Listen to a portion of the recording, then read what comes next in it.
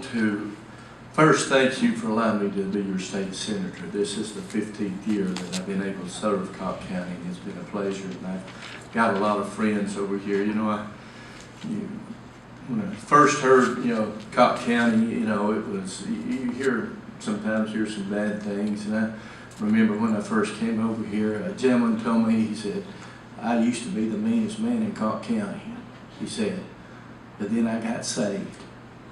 And what a testimony.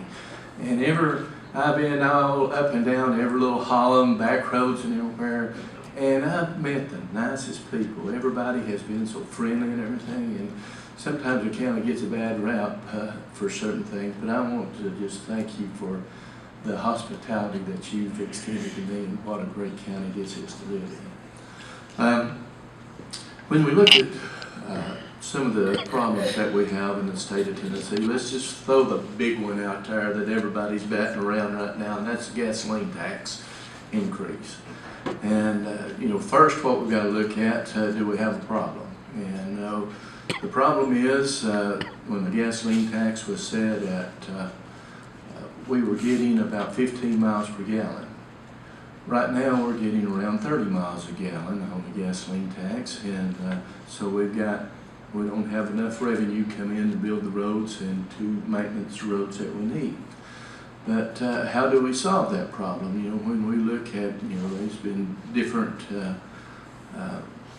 items mentioned, raising the gas tax, but then when you look at raising the gas tax, is that going to solve the problem? When I look at 2015, Ford announced that they were going to invest $4.5 billion in electric vehicles. So wait a minute, if electric vehicles are getting right on the road free, why aren't they paying the same thing that you and I are paying? So we need to look at that.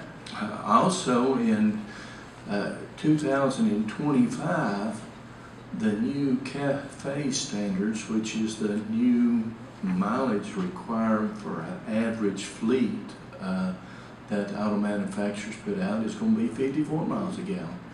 It's even going to be worse 8 years from now.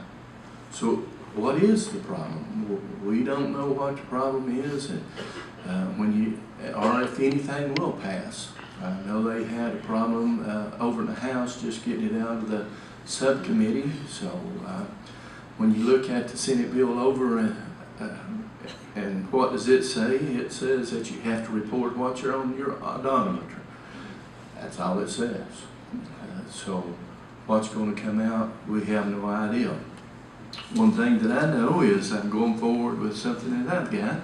The oil marketers have come to me, and they are required to do certain blendings on it, and this gives them a 1 pound waiver on it, a blending of ethanol.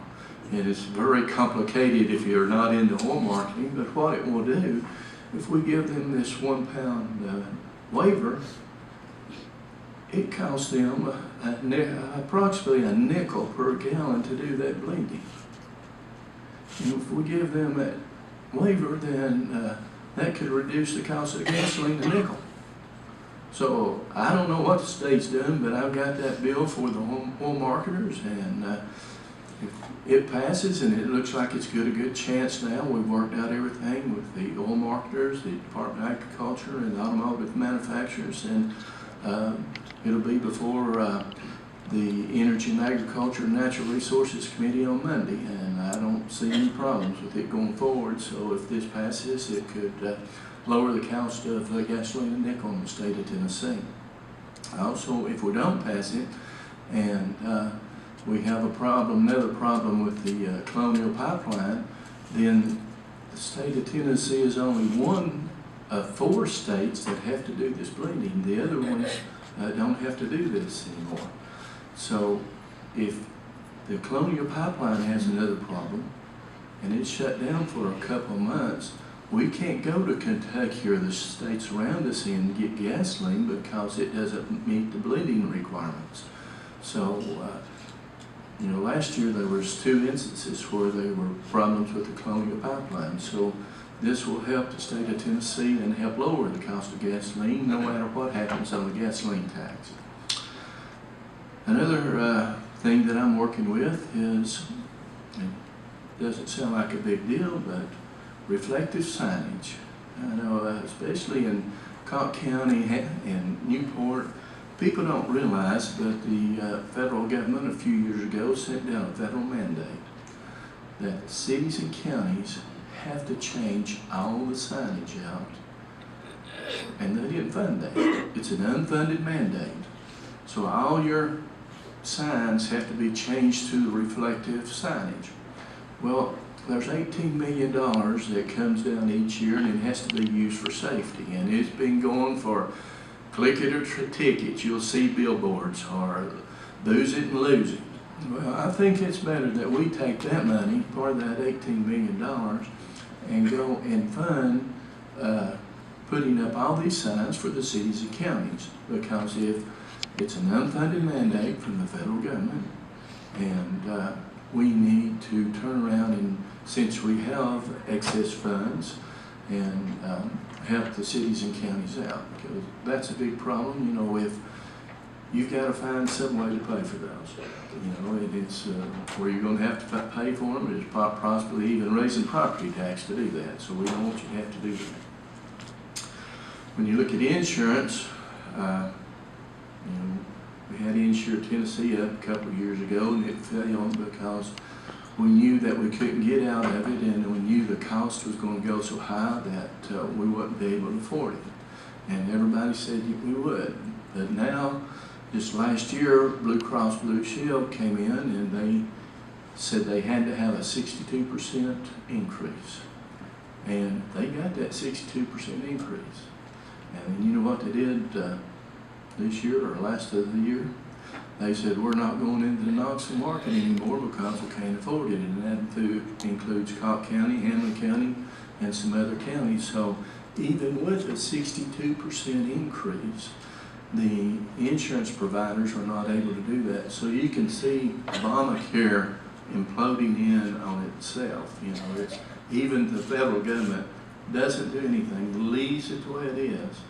It's going to implode in on itself. Humana, you know, stated they're getting out of the market. United Healthcare getting out of the market.